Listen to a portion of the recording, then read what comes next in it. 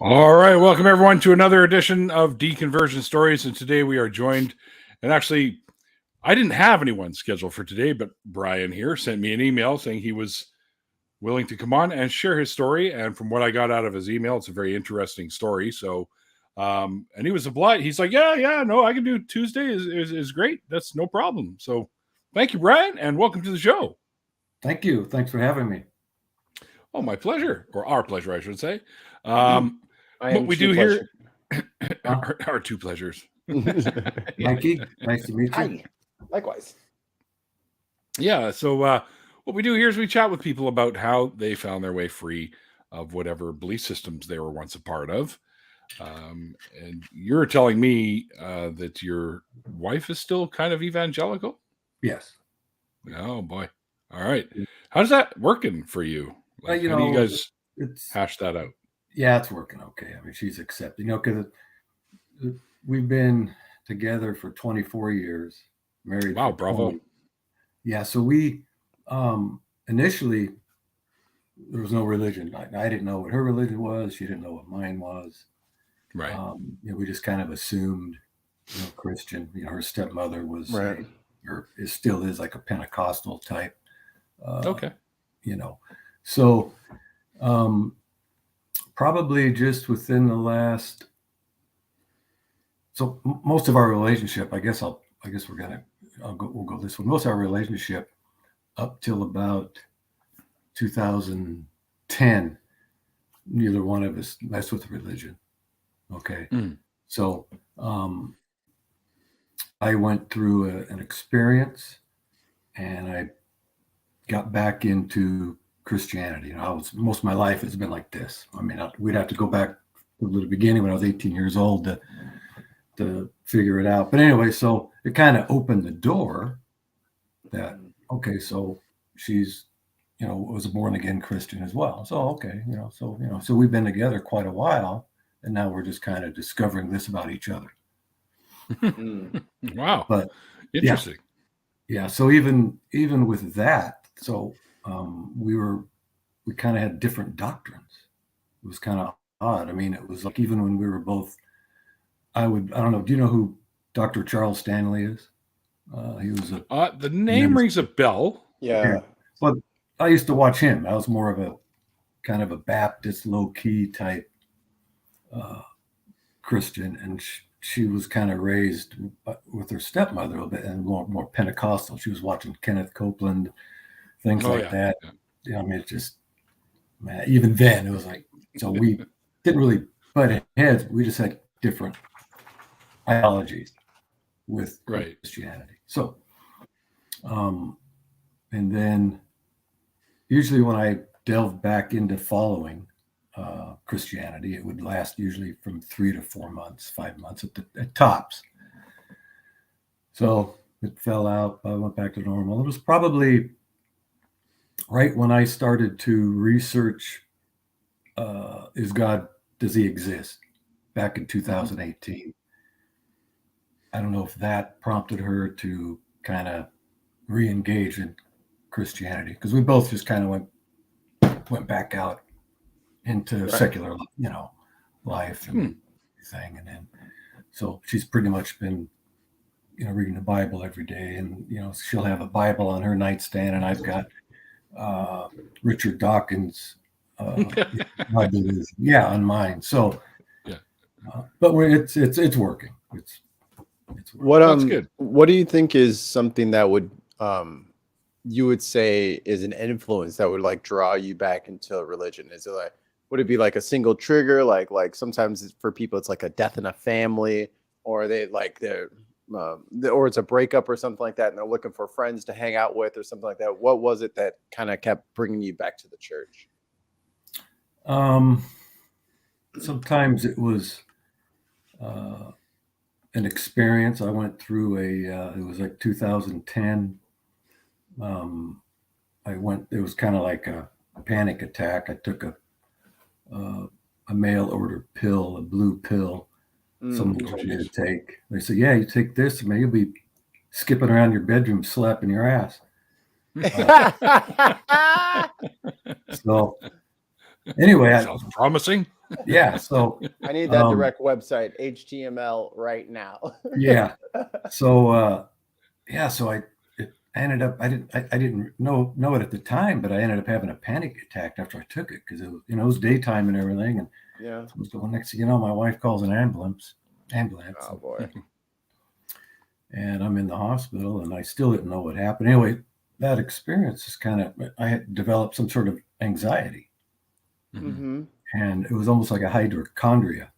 So I went into the closet, grabbed the Bible, blew the dust off. Okay. So I'm done. I'm out. So went back into that to try to get, try to have a crutch. I was 50 years old, ended up going and getting baptized. Well, I guess I should get baptized, got baptized. Anyway, it lasted about 4 or 5 months, and slowly the Bible got back in the closet and collects dust. Yeah. So that was 2010, 2011. Most of my struggles have been just wanting to live a human life. So when I'm following, it's like, don't listen to rock and roll. I shouldn't be doing that. Don't drink my whiskey that I like to drink. How dare we have a drinking game.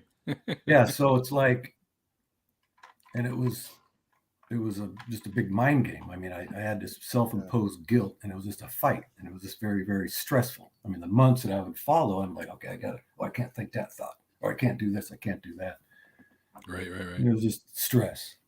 And trying to adhere to it as best as you could. Correct. And that was for most of my life. I experienced the born again experience when I was 18 years old. And yeah, that's kind of where I want to go to. I think maybe because up until you're 18, what was going on in your life up to that point? Like, was your family going to church and stuff like that, or were they fairly secular? Normal upbringing. I remember going to church maybe once or twice. I do know my mom was and her father was into the reorganized Mormon, the Joseph Smith follower. Yeah. But it was never, I think the 2 times I remember going to church on Easter as a child was, I believe, to maybe that church, but no, it was pretty much a secular home. There was no religious trauma, nothing like that, nothing crammed down my throat. Good. It was a friend of mine had a neighbor, and he was a born again Christian, and I was chatting with him, and he was, what's the word? He was kind of a not aggressive, but he was out to save souls. Charismatic. Yeah. So he's like, hey, you want to do the sinner's prayer with me, and so you do that, and you think something happened, and, he bought me a Bible. I'm reading it. And I remember one of the first things I wanted to do, because I smoked cigarettes at the time. So maybe God could help me quit cigarettes. And it didn't happen.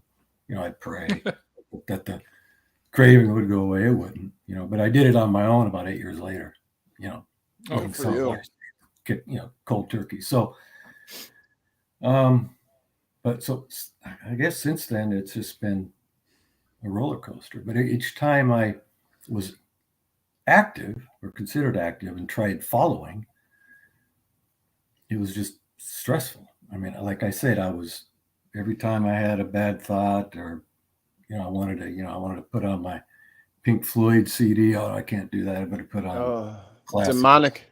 Demonic Pink Floyd. Right. So, and it was just, for me, it was just a stressful experience trying to fit the mold. And all these years is because I'm a born sinner. I'm not destined,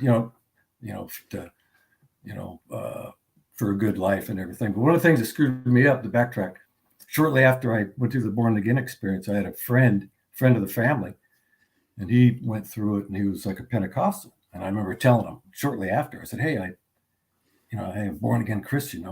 He says, well, did you become spirit filled? And I go, no, what's that? He says, well, did you speak in tongues? I go, no. He says, well, you're not really born again. Then you have to get spirit filled and speak in tongues. Well, that screwed me up. I mean, for years.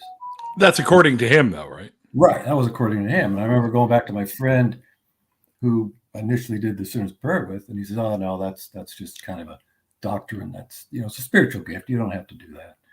But that was always in my mind, well, wait, maybe I'm not the right kind of Christian. Maybe that's why I still have this urge to go out and do these things. I walk into a barbershop, there's a table of magazines. If there's a Playboy, a Time, and a Sports Illustrated, I'm the guy that's going to grab the Playboy. So, for the articles. There you go. Yeah. How to great tie a tie. How to make great journalism in there. Yeah, but so that was just up and down, and just my whole life, and then Can't really finally if you don't around speak gibberish. 2018, I just gave up. I give up. If I'm going to hell, I'm going to hell. And so I just checked out. I no longer concerned myself with what I was doing. Just still living just a normal life. But and then my 5 years of deconversion study, which I'm still involved in, started with just reading an article on my Facebook feed out of I'm originally from Tacoma, Washington, and there was a tragic accident involving a young youth pastor and his wife. And I remember reading about it. You mentioned this. Yeah, and they were in a small pickup traveling down the highway, and they were doing some construction work on an overpass, and a big plank of concrete fell and just flattened their truck. Oof. Oh boy. The youngster, he was in his 20s, his wife was in his 20s, the baby was 8 months old. And it was just tragic deal for everyone involved, just flattened the truck out, and the witnesses, first responders, construction. It was just a tragic accident. I'm thinking, it's horrible. Yeah. So my first thought was, God took him out. He was probably screwing up. God took him out. He's got a hit squad up there, and they said, hey, bring this guy up, and he's got a crew of angels, and hey, there he is. Wait, they're working on this bridge. Let's drop this concrete on him. It's splat. Right. So I'm thinking, this is probably something that's going to happen to me. So, so I'm reading the, kind Facebook. of a dick move if you think about it. Yeah, well, I know. And I'm thinking, so I'm reading the comments. It's a Facebook feed. And, prayers and that heaven gained more angels, and there was probably something in heaven needed to be done that only this one guy can do. And I'm thinking, a light just went off in my head. It was like enlightenment. Or delightment. Yeah. It's like you literally created the universe, so you say, but you need this guy because he's the only guy who's got a left-handed pipe wrench to fucking fix the plumbing in Sector 5. Like, why does he need to be there? Exactly. So I'm like, the comments are just absurd. So that began, it was big. Does God even exist? And I just started a journey just focused on that. And I think so my first video on YouTube, I went to YouTube, and was Dan Barker. Ah, yes. Yeah. And it was his testimony about he deconverted. I remember watching that, and it was jaw dropping. I'd never heard of a Christian deconverting ever. I have his book too. Yeah. I've heard of Christians that turn around and got injured or something happened in their life and they hate God. I've heard of that, but I was never out there exposed to anyone actually deconverted. So, and it just, watching the Dan Barker video was just, I was in awe. So I said, so that let me know it's okay. It's okay to do this. And then another one shortly after was Matt Dillahunty. And he kind of gave his story. Friend of mine. Okay. Yeah. And I said, okay. So it kind of led me to show me, what, I'm not the only one to do this. I'm not out of the norm. So, I've probably read 60 books since then, but I started out with D.M. Murdoch. She was kind of Jesus was a myth. I started kind of down that path. Oh boy! Yeah. And until one day I watched a debate on YouTube between Robert Price and Bart Ehrman, whether Jesus existed. And after watching that, I kind of accepted the argument of Bart Ehrman that he probably did exist, but he was exaggerating. Not quite. Yeah. Not quite in the way of the right. Yeah. As he's described in the scriptures. Correct. So I think I've read just about every book that Bart Ehrman has published, including his textbooks, and I belong to his blog. Mm-hmm. And that kind of it's all bullshit. Christianity's bullshit. And then I said, but now I want to go to the beginning. So I started to, and I've always liked archaeology, so I started to read very cool, like the Bible Unearthed by Israel Finkelstein and Neil Silverman. Yep. Watched their documentary. William Deaver. I have that book around here somewhere too. Yeah, I don't know where it is.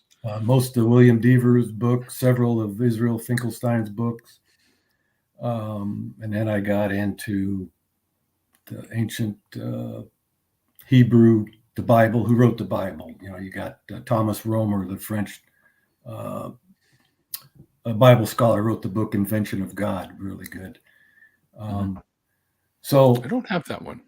Yeah, it's good. And then another good one is The Evolution of God by Robert Wright. Yes, Robert Wright. Yeah. And that was really good. And that so I kind of have that on Audible. Oh, do you? Yeah, it's a real good book. But so I kind of started at Christianity. I eliminated that, and then I went kind of to the foundation. And so, in a nutshell, it's the ancient Hebrews did what a lot of ancient societies did and cultures. They either adopted or created a deity for their own to worship. I was raised Jewish, so I know lots about how that all started. Yeah. So, geez, world. Yeah. So I'm in the league to where, it's, if you got the scales, the preponderance of evidence, the scales of justice, I mean, it's like God doesn't exist. At least Yahweh doesn't exist. Is way down at probably chance at 0. I'm pretty much there with Yahweh. If there's some other entity out there, I don't know. But the Yahweh character, the Yahweh, to me, the Yahweh character was just made up. Just that, a mythological character like Zeus. Correct. And then Christianity developed from it, Mormonism, Islam, and others. Yep. So, so it's I think one of the more interesting things about the early days of the belief system that spawned all of these Abrahamic beliefs is the way they suddenly went from almost a polytheistic viewpoint to a monotheistic viewpoint, because there were other gods that they refer to in the original scriptures. Like when they say, let's us make man in our image. Correct. It was changed to make man in my image. Right. So, but the original was let us make man in our image. Right. Because Yahweh had a wife and there was other deities like El, Asherah. Yeah. Asherah. Mm-hmm. Exactly. Baal, there's lots of them. Yeah. There was a pantheon of gods, and but it all depends. The documentary Hypothesis for So it all depends if it's the priestly writing, of who wrote it. They acknowledged that there was a pantheon of gods, but Yahweh was it. He was the shit, But you're right. It's the William Deaver. He's an archaeologist at the University of Arizona. I've read a lot of his books, and he famously says basically the real religion of the ancient Israelites was what everything the biblical writers rejected. They worshiped Asherah, they worshiped Baal, and whenever something bad happened to the Israelites, they took the blame. The people took the blame. So, but it lasted. It lasted. You had the Jesus movement, the Torah getting translated into Greek, the rest of the Bible getting translated into Greek. The Old Testament later. After the original 5 books of Torah, and it just spread out, and the Jesus movements helped it spread, and it still exists today. So,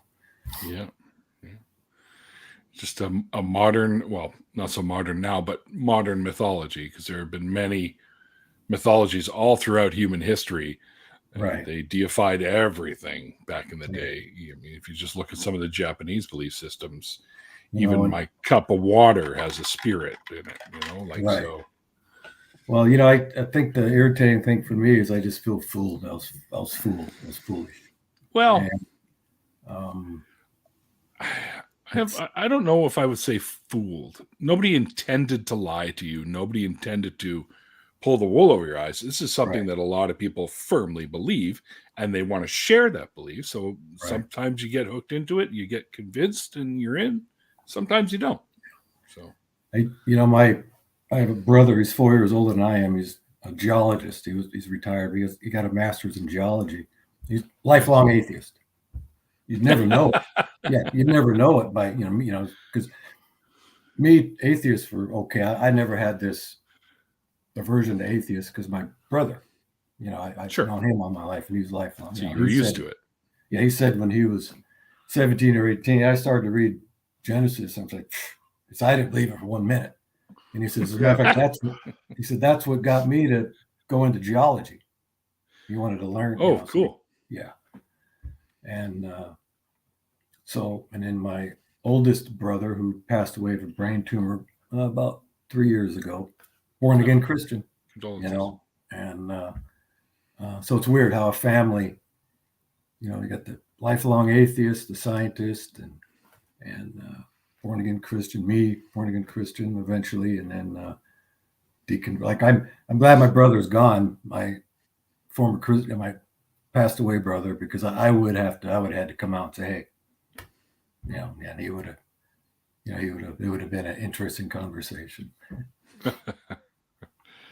Well, yeah, I guess it was spared from that. You guys are both spared from that, I suppose. Yeah. Still Still unfortunate that he had to pass away, of course, because nobody wants to lose family and friends, right? Right. No, I know. And so I'm just trying to, it's kind of it's not a real complex thing. The only religious, I wouldn't call it trauma, but it was just a self-imposed guilt. It was just and it was such liberating feeling knowing that, it's not like I'm going to go out and rape and murder and do all this stuff. I haven't changed. It's just, I no longer have that, well, you're just a corrupt, human body and a sinner and everything. And it's just, I'm just a human being. So, just a dude. So how do you feel when, because one of the things I think one of the things that Christians will say, especially evangelicals, will say is you can't have morals without God. And you just said you have no inclination to go out and rape and murder and pillage and all that. So how do you feel about when they say stuff like that? Do you think that that's a fair thing for them to say, or do you think it's just nonsensical? Yeah, well, yeah, it's annoying. It's annoying. Yeah. I mean, it's basically, what I've learned reading, like Daniel Dennett's books, Sam Harris. I mean, it's all right here. It's up in the head. This is where it is. It's from the neck up. Yep. That is your moral system, and it's the way you think. And some people either have it or they don't. You got those that have psychopathy. They have no guilt, regret, remorse, fear. They're kind of a minority of the population, but no, it's annoying. I give him my atheist brother as an example. If someone says that to me, the lifelong atheist, you would never know it. You would think he is a, if you walked into his home, but you're not going to see crosses, but you just think, this guy, he must be a church goat type guy, So, and my other brother, you'd go into his house and it's like, well, this guy's a churchgoer. So it's just, they were kind of different. Weird contrast. Yeah. So, but to be honest with you though, and that's why I kind of wanted to do this, because I've never really had to share anything. I've never really been able to be in a position to face-to-face discuss anything with anyone about so it's been pent up pretty much for a good 5 years. I don't really, I'm not going to, my wife doesn't go to church. I mean, if she wanted me to go to church, the only reason I'd go is I'd take my skeptic's Bible, the skeptic. Yeah, and I have that. I'd take that, and I don't see what you're reading here. Yeah, I think that's the difference between a former Christian atheist who feels like I've been fooled, and my brother who never experienced Christianity, so it doesn't really bother him. He was never fooled, so he doesn't have, okay, whatever. But me, it's like, so. Pent up frustration. God damn it! Yeah. Why did I get so fooled? Yeah, and then hey, if you believe it, and if it's a comfort to you, it's your security blanket, and it helps you so you don't fear death anymore. Yeah, I get it. That's fine. But if you're suffering anything, any guilt, self-imposed guilt, making you feeling like shit because of what you think and what you do, you need to look into your religion and get to the bottom of it and come to peace. So you'd think that some allegedly all-loving deity wouldn't want you to be that way, right? I know that Christians. One thing to kind of put it into perspective is they're promised an amazing afterlife. So it's almost like you're just here to wipe your feet and then go to the next life, which is where all the wonderful things happen. So I understand why a lot of Christians are like, well, this is the world that we have to endure until we get to this wonderful reward system. Right. So there's going to be suffering and there's going to be this, which is a load of horseshit, if you ask me. Right. No, I know. It doesn't have to be that way. If there's a deity out there that claims to love you, it doesn't have to be this way. Right. It can be great, and then it can get even better. But no. Well, I used to fear death because I thought, I don't know if I may not be good enough for heaven. I'm serious. Yeah. And now I know I no longer have that fear because I know I'm going to know what I knew before I was born, which is nothing. I'm fine with that. Yep. And then plus, heaven, I mean, shit, I don't want, there's people up there that I'm not going to want to see, what I mean? Right. I'd probably try to avoid, you're talking, casseroles with cream mushroom soup and Velveeta cheese. Just let me sleep. So, yeah. But and that's, like I said, I kind of like Velveeta cheese though. Yeah. You like it the first month. Yeah. But year 17 in, you're like, God, is there no real food? Yeah, I know. But that's 2 coins, or is that's Ollie? It's got to be Ollie. Yes. So that's gone. I mean, but it was an issue with me too, because especially when I think back of that guy who said, "Well, have you been spirit-filled? Did you speak in tongues?" Well, no. I mean that statement carried with me my whole life. So, how does one know when they're spirit-filled? I don't know. You just start blurting shit out. Right. Well, if you, yeah. I mean, Dan Barker, I've heard him say that he can still just speak in tongues to this day. Yeah. He can blurt out. Yeah, it's just, it's just gibberish. I mean, look at, of course. Kenneth Copeland. You ever seen his gibberish? Oh yeah. Yep. And he always does it right before he passes the plate around to collect money. Yeah, of course. It seals the deal. He must be God's prophet here. Let's get this checkbook out. Right. But, yeah. He needs another plane. Yeah. I know. It's the commute to the commute to the airport was getting too much. He needs a helicopter over to the landing strip where the plane is. The limousine's kind of passe now. Right. So. Yeah, it takes forever. The traffic, it's awful. But I always thought when you hear people speaking in tongues, that's why I say I'm sorry, I missed most of that. Could you repeat that and see if they can do it the same way? You record them and then see if they duplicate it the same way, which they never will. No. No. And then so it's so I'm at the point now where I'm continuing to Matter of fact, I just ordered Jerry DeWitt, pastor, faith, the pastor. He was one of the first guys that went through the clergy project that Dan Barker operates for the former pastors who are looking to who no longer are in the faith and are looking for a new career. Jerry DeWitt. But I just ordered Dan Barker's involved with that? Yeah, in the clergy project. Yeah, matter of fact, I think he started that to help other clergy to find new employment, to get retrained when they lose their faith. He has a Freedom from Religion, and then the Clergy Project. Freedom from Religion Foundation. Yeah, the clergyproject.org. And then Jerry DeWitt was, I think, the first graduate. Or that was the term.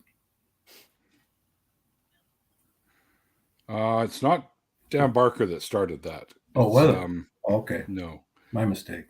It's Christy Yamaguchi. Oh, okay. I thought he was Dan Barker. No, you just made that up. Dan Barker was involved in the startup of the Clergy Project. Okay. Why can I Ray? No. Dr. Darrell Ray. Darrell Ray. He's the one that started Freedom from Religion. Okay. Darrell Ray. Him and the God Virus is one of my favorites. Yes, I have that as well. I've had Darrell on the show. He's such a great guy. Yeah, and we're gonna set up. He owns basically and runs this little campground area where he lives there. So I'm gonna put together something with him and some other folks about doing a great big atheist camping weekend or something in the summertime. So probably stay alert, folks, because I'll probably get into the planning stages once spring hits, and then we'll figure it out, and we'll get a bunch of folks down, or if you can afford to go, of course, because I'm allergic to grass. Oh yeah, I'll be inside. They have cabins there, dude. So you can stay in the cabins. I'll be inside my house. That means you guys can set up a laptop and you can just talk right to me, like I'm there. It's like I'm there with you guys without getting bit by 1,000 insects. It's like I'm there, but not getting eaten alive. It's great. Well, all right. We can do that. But yes, we are going to organize something like that. So keep your ears peeled and eyes peeled there, folks. And you'll once we have it figured out, I'll be letting everybody know. Yeah. All right. I'd encourage my wife to come along. I'm sure it'll be fun. See, Apostasy wants to come down. Yep, I think so. Oh, maybe I am. Oh yeah, Freedom from Religion is Barker. That's correct. Recovering from Religion is Dr. Ray. Okay. And Dr. Ray and Dan Barker were together in the Clergy Project as well. Okay. So, yeah, I like. I read Dave Warnock's book, Childish Things. That was good. Yep, it's another great book. Yeah, it's I good. have sitting right there. Yeah. Dave's really good people. Oh yeah, he's awesome. Yeah. And then I got all of Seth Andrews' books. I got Aaron Ra's books. Yeah. Foundational Falsehoods of Christianity. Yeah, everyone kind of has their own experience that kind of, shakes them and makes them stop and think, and research. That's just it. So like some people are afraid. They're afraid to find out that their God isn't real because it's so comforting. And I believe that some people, they probably know it's kind of like, you reach for the secret too soon, and you're finding out that, wow, what I believe, it's like a child. I believed in Santa Claus all this time. And then my big brother tells me he doesn't exist. What? It's yeah. And sorry, Mikey. Right. Well, no more presents. and then no more afterlife, no more comfort, no one helping me, through life, and no more advice from grandpa that you really wanted to get in life, like all the stuff that they promise you that they know damn well isn't gonna happen, but they'll keep telling it to you anyway. Right. Because that plate's got to keep moving, baby. Yeah, and the crapshoot of prayer. So yeah. So I think that's a lot of it, and I'm just surprised how many people that I was employed, I worked with, that I keep in touch with on Facebook now are, it's wow, they're Christians, or they act religious, and nothing like that when we're working, but now they're it's just I didn't know that, and then you have to be careful. I have to be careful on Facebook with them too. I mean, I shouldn't go on at the cocktail hour on Facebook, because some of the stuff, and I learned kind of initially a few years ago, I need to, put the axe dial it back a bit. Yeah, dial it back. So, but anyway, so it's just, I don't have the answer for everyone's who's in this position. I have really no family to come out to. My brother, who's an atheist, I've talked with him, and he didn't realize I was so involved in Christianity. He didn't realize I was, he says, I remember when you went to that born again, I used to call you Jesus freak, which he did. But he didn't realize how, because I kind of told him what I'm telling you here. He said, I didn't realize you went through all that. I said, no, yeah. So it's interesting, but sounds like quite the roller coaster ride, really, if you ask me, because you're kind of in it and then out of it, and then in it and then out of it, and then in it. Well, what helped me to understand that was the Daryl Ray's book, The God Virus, and you have the vector and the host, and you've got, and some people are just more susceptible to just it encapsulates them, and they're in it 100% rest of their life.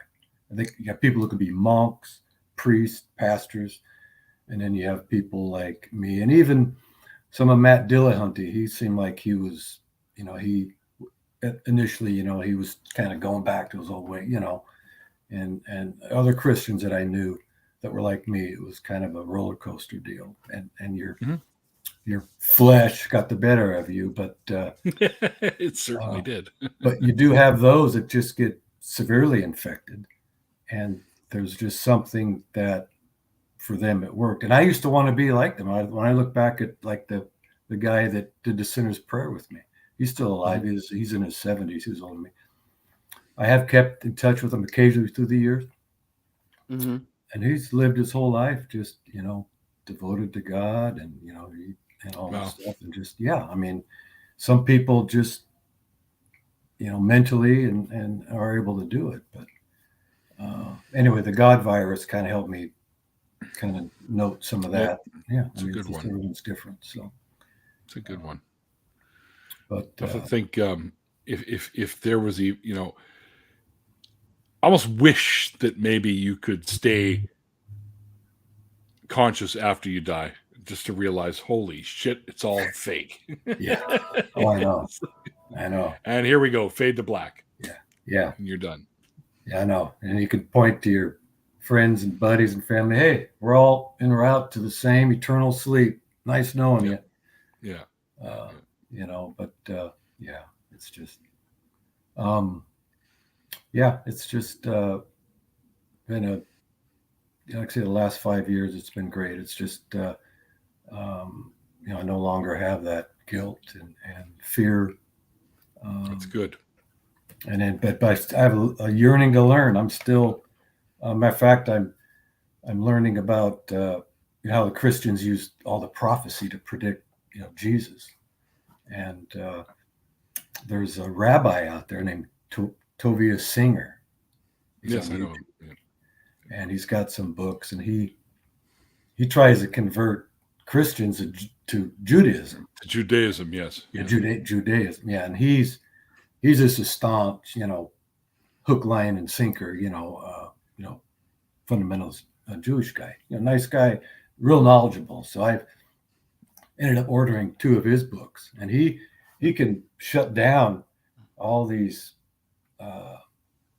prophecies with the ones that Christians claim are prophecies of Jesus. Right. I mean, from Daniel 9 and so on. And I mean, more in depth than some of the textbooks, Ehrman's textbooks, Coogan, Collins, their textbooks and stuff. But so, for some reason, I just still have, I want to learn, and I want to get some ammunition. So I'm stocking up on ammunition too. So I look at it as that. Since we got a little bit of time left, we always ask everybody this, if you could go back in time and talk to your former Christian self, what's one thing you would tell the former believer you? So like when I initially was starting out, and if you could go back to the moment where you first felt you needed to do this, what would you tell yourself? Oh, yeah, I would have, if I could turn the clock back, and I remember when I do the sinner's prayer with the guy, I just would have kept driving home. Right. Because he was waving. I was driving by his house, leaving my friend's house. He was waving. I pulled in to be nice and talk to him. I would have just kept driving. After that, subsequent to that, if I would have went through that experience, as soon as things start to wane, and I know, gee, I'm supposed to be born again, a new creature, but I still want to look at my big brother's penthouse magazines and have a cigarette and listen to Alice Cooper. I'm not supposed to want that anymore, right? That's at that point. That would have been 1978. I would at least try to investigate. It's a lot hard. It was a lot harder then. No internet. You didn't have the publications that are out now. But I would have liked to have researched then. That's what I tell myself is, find out the truth first, investigate. Don't just go on. And, it's like Carl Sagan. I don't want to believe. I want to know. That's right. There's a difference. Yeah. Anyway, I should have done that, but you don't think that. You're going along with the flow. It's the masses, the masses of the church going and the culture of America, and so. Did the Pascal's wager thing kind of work on you to keep you as a believer, or you just said, we'll see what happens? No, I just knew that for some reason I could not follow, because I'd read the New Testament like Paul. I mean, if you read Paul, I mean, everything you do is glorify God. It's like your music and everything, and so I thought that's how I'm supposed to live, and that's impossible. It's at least it was for me. So no, I would just try, and I'd delve out of it, and then I'd go, well, maybe I'll go back to it someday, and maybe something will happen in my life where God will really come down, and so okay, I'm gonna take these wants and desires away from you. You just don't know. It's just one big mind game. It was a lifelong mind game. Yep. And then I wish I would have gotten out of it earlier. So, was there anything on your I'm not a Christian anymore list? So you're just like, aha, I'm done with this religion shit. Bring me the bourbon, or was there like something specific? No. That it was like, aha, we're done with this now. Go Coke and hookers. No. Vegas, like here I come. No, because I would. I guess my biggest vice would be, I have a snippet of bourbon at the cocktail hour every night, and in the summertime I'm out back. I have that with a cigar. Oh, what a monster! Yeah, I know. And when I was following, trying to be devoted, I'd cut it out. I wouldn't do it. I wouldn't have a cigar because I'm not supposed to do that. I wouldn't even listen to Frank Sinatra, who I like, Sammy Davis Jr., the Rat Pack. So yeah. And then,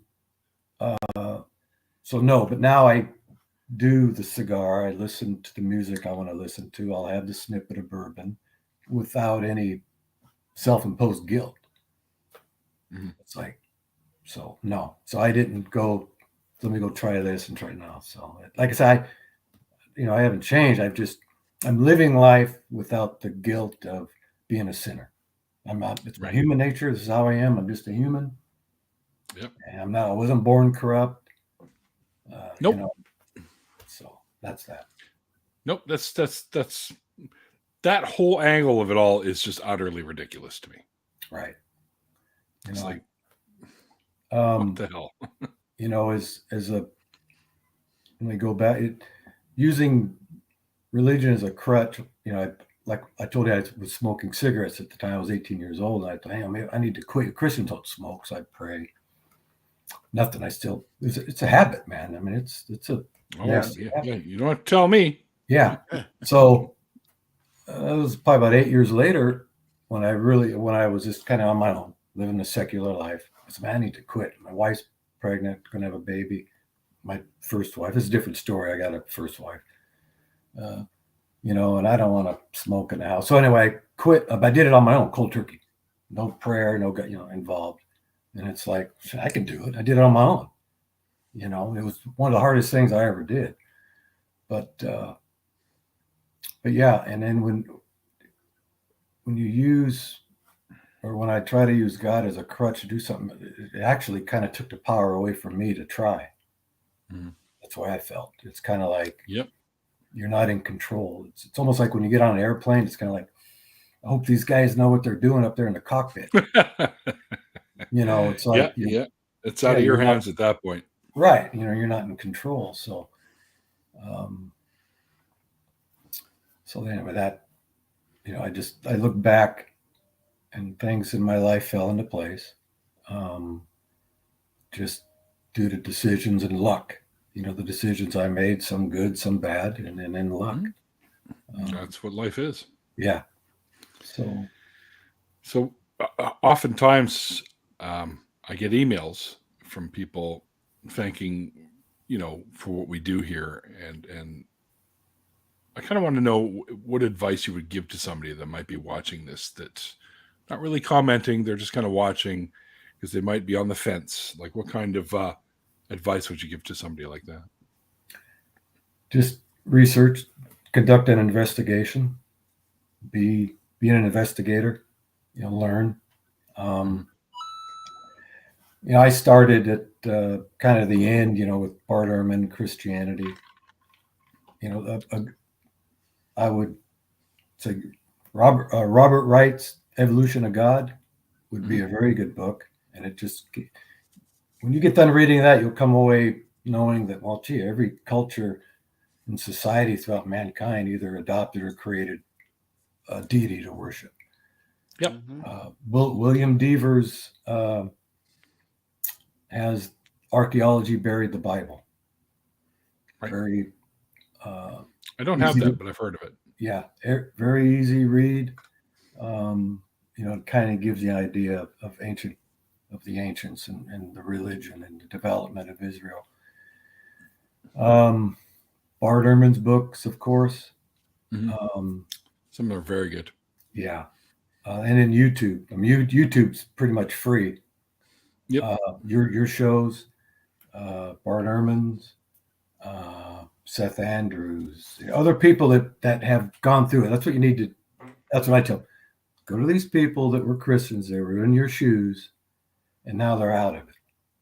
Yep. And hear their stories. Right, hear their stories, and and that's what I did. I heard the stories of Dan Barker, Seth Andrews, Matt Dillahunty. I mean, all this encouraged me. It's like, wow, okay, so people have done this. This isn't.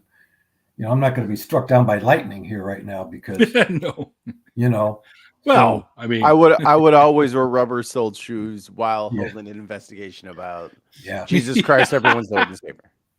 Yeah, you're right. But it was weird at first for me, and you just have to fight through it because it was like turning my back on an old friend, Jesus, because there were times mentally I relied on him. And then, especially when I was going through the Bart Ehrman reading this stuff, and saying, "Wow, this guy isn't what he was cracked up. So did it feel counterintuitive to you at all?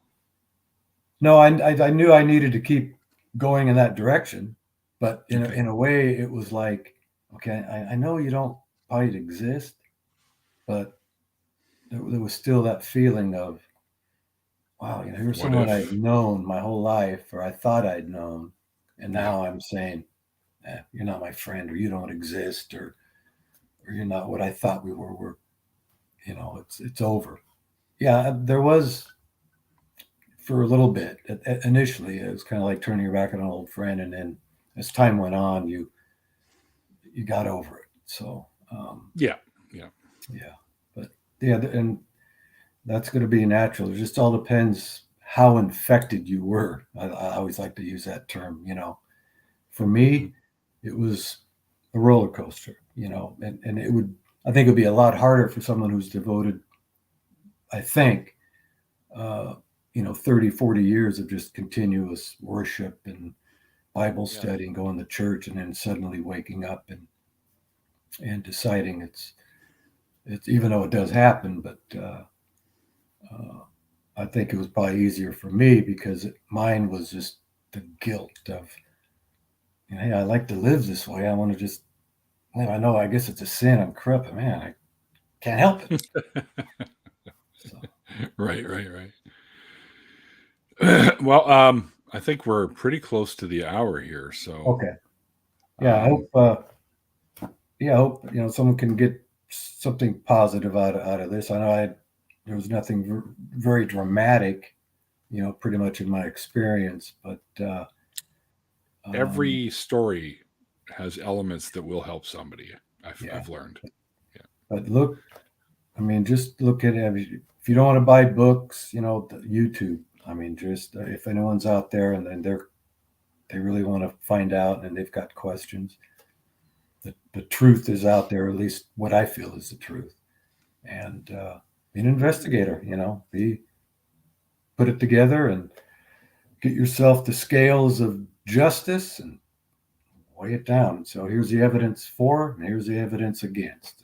Let the scales tip where they may, based upon your findings. And with me, the verdict is doesn't exist. So that's, for me, that's the final verdict. And if someone asks me, what if you're wrong? It's, oh well, that's Pascal's wager. Yeah, that's Pascal's wager. It's like, what, if God can read minds, if I was standing before him, he'd read my mind, I'd be fucked anyway. Yeah. So, hey, you could have told me, you know how to get a hold of me. Yeah. So, but anyway. Well, you got some fans in the chat now, Brian. Oh, okay. I think Brian was great. Thanks, Brian. Thank you. Welcome, Michael. By the way, guys, you saw Apostasy in the chat earlier. It's her birthday today, so send her a message wishing her a happy birthday. All right, I'm gonna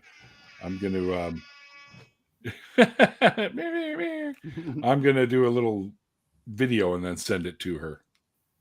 So completely embarrassing the crap out of myself. Oh, please, Mikey, she's married. Come on. Hey, that don't stop. Hey, what people do in their marriage is their business. Right. They might enjoy it as a couple. You don't know. Maybe. All right. Well, Brian, thank you so much for first of all reaching out, and I'm glad you enjoy the content, and I'm glad you wanted to come and share your story. So thank you so much for doing that with us. Yeah, you are. Yeah, thanks for having me, because it's I like to help others who, especially in my suffering, with the suffering I did. It was suffering. Yeah. So sure. To me. But, absolutely. I can see that for sure. Having me on. And all you folks out there in the chat, over on Twitch, Twitter, and here on YouTube, thank you guys for hanging out with us. It means a lot that you're here to help us out and send some funny comments our way and stuff like that, and showing support for our guests. We appreciate that very much. And our patrons, and we now have memberships, guys. If you want to be a member of the channel, you can hit join below, and you can use funky little emojis and stuff like that. So, anyways, I don't see it so very often. We got 8 members, but I never see us in the chat, like our little emotes. Like, yeah, if you're a member, use them shits. I want to see them. They're funny. There you go. Doesn't cost any money.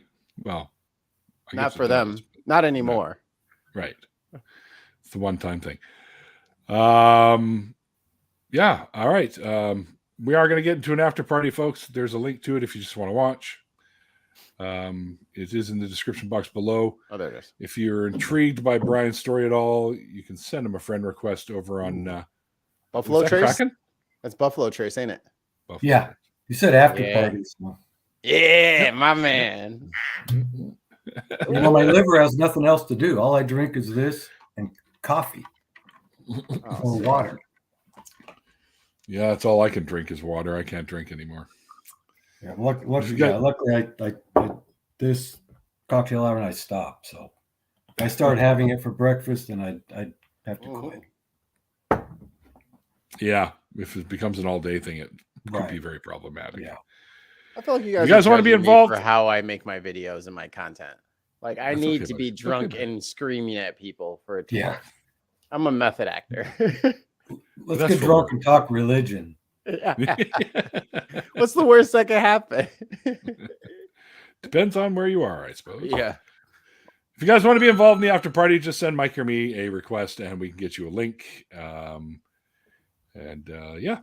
And until then, guys, like I always say at the end of the interviews, like the late, great Christopher Hitchens once said, it's called faith because it's not knowledge.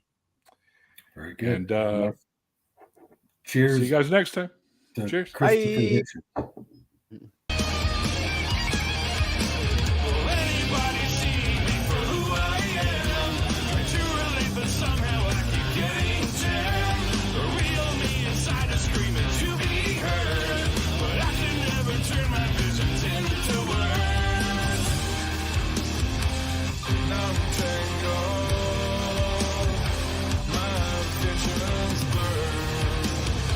What's untangled?